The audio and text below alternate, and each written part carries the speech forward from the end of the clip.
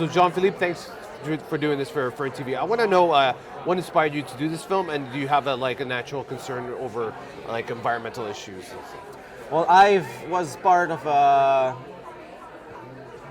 work in a bush myself, so as a student job for over a decade, every summer I would go out west to plant trees. So a couple of months every summer. And that brought me to extremely remote places in northern Quebec, Alberta, BC, Vancouver Island, and the coast. And sometimes we're far up there, we take helicopters and boats, and you get to logging blocks, and then you see stuff like those huge stumps that I show in the film. And I remember one time planting 15 trees around one stump, and then it makes you think, Yeah, absolutely. Of course, you think, should we still do that in 2023? Is it normal that we still chop those massive trees? But also makes you think that beside the planters, the forester, and the logger, maybe nobody will ever step on that piece of land because it's so remote. It's I'm talking cliff and mountains, and I'm talking about coastal logging. There's no road, so nobody ever see it. You see on Google Maps sometimes some short videos, but it's happening on a daily basis, and it's just. But I wanted to make this film to show Canadians or show the audience what I had seen as a worker. Okay, yeah. So while making the film, I'm kind of revisiting landscapes that I've seen while working in the industry. That's amazing. So was there something that while you were doing this film that shocked you about our consumption patterns, of course, in terms of wood? Well, just something we use so much wood every day, just toilet paper. Once you realize the amount of wood it takes to do toilet paper, to literally what we do, to wipe our asses, the amount it takes and the amount of water. Once you have this connection with the tree, if you connect it with the forest and you know where it's coming from, yeah, you're so much aware. You almost feel bad using it. I've stopped using it like a while ago because I just could not understand. I could not it just did not make sense to use use fibers, cut tree, to make something So yeah, of course we're essentially we're parasite, we use but that's something in the film also, is that it's why I didn't make the film too extreme, because the film I acknowledge that we need wood to make paper and build houses, and so it's why this is not a purely anti-logging film, because to do that and using wood is to be a hypocrite kind of right thing. Yeah, so that's something I kept in mind while doing the film, is that we need there's a place for a healthy forestry industry in Canada. Stuff could be, lots of things could be made better. We could do more we could do more selective logging, use smaller machineries, bring more worker in the bush, transform more here, stop sending raw log abroad, keep the jobs here. And there's enough disturbed forest to have an industry. So I don't think we need to, at this point, just open new primary forests. We disturb enough land. Yeah, so absolutely. if we say what's disturbed, let's use that to have a sustainable, healthy forestry industry that's more small scale, that takes into consideration the point of views of the communities and the First Nation around it. So there's a place for a healthy forestry economy. So the film hint at some of those like little avenues, some of the little problems and ways of making things better. Yeah, But but I also wanted to make the film really beautiful and create an experience for the viewers. Yes. So it's really it's not like an in-depth investigation. It's very light with fact, light with like interview with talking heads. I made this film like a painter will like make, Yes. with like something. Take my time. I bring a tripod, stable. Like I'm very focused on composition. It's like some people call it slow cinema. So yeah. And I was a small team, so I did the film. I did the cinematography, the camera on the film, and directing. And it was shot during COVID, so I could not like I couldn't have like a big team. Right. So often I would just be by myself, and that was helpful for many ways because it's more work, but also it's more access. It's easy to get access. So sometimes I would just jump in a company trucks and go to or jump in an helicopter. So I got like helicopter shot for free because I knew people like from all like contacts. Yeah. But all this to say that I took time to make the film, and I took time to frame every shot, and I would let the camera roll, and I did not get to a scene wanting to document that and leave. Like, Yeah. I work in TV. Everything I do in TV, I did not do for this film. That was really about like letting the camera roll, and in editing, capturing the little nuggets of gold and finding beauty in movements, in machines, in destruction. Yeah, I'm going all over the place here. So, for those who are not in the know, I mean, how difficult is it to, can you briefly explain, how difficult is it to, film in the forest or in the bush? Yeah.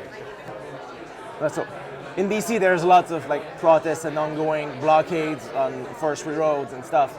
And I made the choice to not include that in the film. Okay, yeah. Not to create like kind of a good guy, bad guy dynamic, like because I had lots of like forestry workers which I respected, and they gave me some their trust that like they trust the project that I will not like make them look like at the bad guy, and that was never the plan. Yeah. So I shot Protester. I was at Fairy Creek, so just for research to see how it works and get the sense of the Protester and what they have in mind and their techniques. But I decided not to include that, like I said, not to create that oppositional dynamic in the film. And about access, so just to come back to access, it's very complicated because of all the protests. They don't like the industry people. They don't like cameras because they know that what they do is very visually.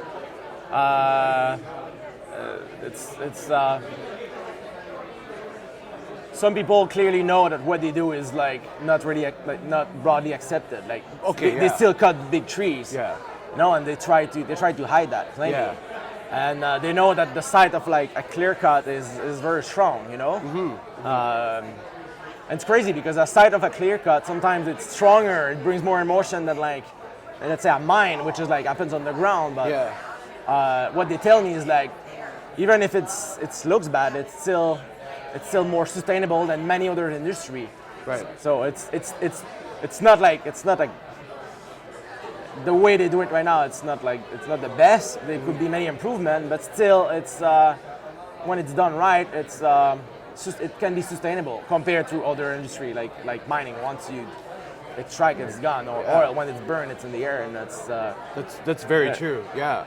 So just to finish about access. So access was possible because I knew people in the industry and from the planting committee, and sometimes people they started in the planting committee and then they evolve through like doing other jobs, or sometimes they do different forestry jobs. Yeah. So it's how I kind of met my core network of contacts.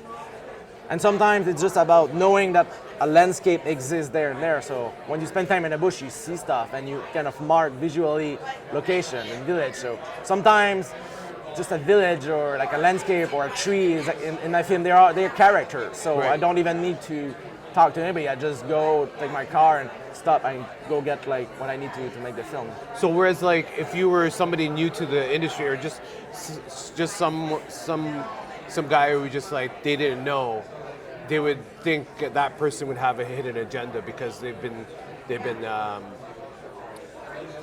that's the way they're looked upon when they want to film like the forestry industry. Is that true, or? So I'm sure some people in the industry will look at the film and they'll find it like maybe they won't like it because they find it that the film exposes some stuff that they wish not to be exposed. Absolutely, right. Or they say that I don't get it. I don't get the view of the industry. Right. And some more like more hardcore environmentalists, more like not hardcore, more maybe some more serious environmentalists. They will think that my film is too soft. Yeah. I think my film won't please like everybody. Yeah. Because I'm trying to create an experience, and it's kind of my point of view. It comes from my it's a vision. It's a filmmaker's vision. This film. So it's kind of like in the middle. So I'm sure some people will love it because it looks beautiful. Some people will hate it because maybe they feel that I'm critical to the furniture industry, and some people will say I'm not critical enough. Yeah. Like after the screening, a man came to see me, says I witnessed the destruction of old growth 30 years ago, and then you make a film and nothing changed, and he was almost mad. I'm like I'm Wow. sorry. Yeah. Like, I'm sorry. I'm not trying to. I'm sorry. It's still happening. That's the real problem. Is that Right. we're still. The more it's urgent, I feel like the quickest the industry wants to get it. Yeah. It's like in the U.S. every time there's like a shooting, people buy more gun because they're allowed. They're scared that they will take them from us. So I feel there's a little race right now on the coast of BC to run to get like the last big trees. Because like I explained in the film, those trees are super more valuable than the smaller that we plant. And the problem is that we don't have the patience to wait that they become big. We need to like cut them fast because there's the demand for it. So like one of the scenes in the film, it's actually a third growth. So there was primary forest, it was log.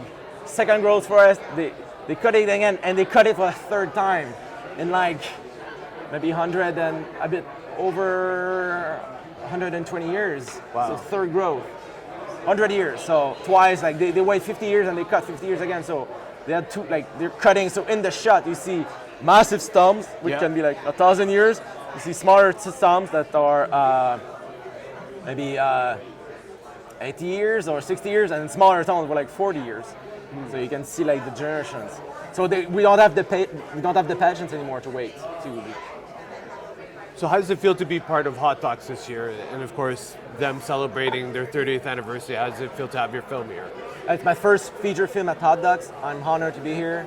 I was part of the Doc Accelerator program 5 years ago, and that program came to give me the little like kick to really like keep working and work hard to finish that film. And it took like 4 or 5 years to make this film, so quite a long process.